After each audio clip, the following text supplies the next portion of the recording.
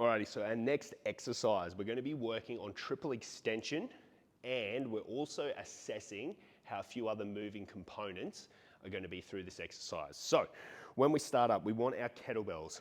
I've got some 12s here. You can go a little bit heavier, you can go a little bit lighter, completely up to you. As we take up those kettlebells, we then want to come into that split squat stance. So we're not too close, but we don't want to be too wide either. So letting that knee slightly drive over toe, my rear leg is nice and straight and I'm up on the toes as well. From here, I'm squeezing my right glute as tight as I can. I'm taking a big breath in and then I'm exhaling, making sure I'm in this position, I'm tight.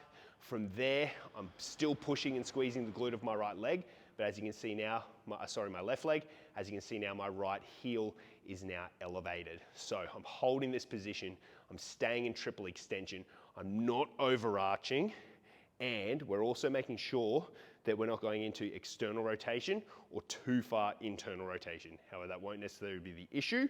What we will most likely see is, especially if we're jacked up through the hips, we're not going to be able to internally rotate those hips.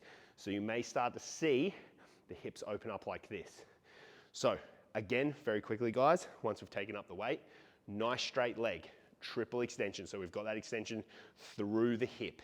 We're squeezing that glute, that left glute.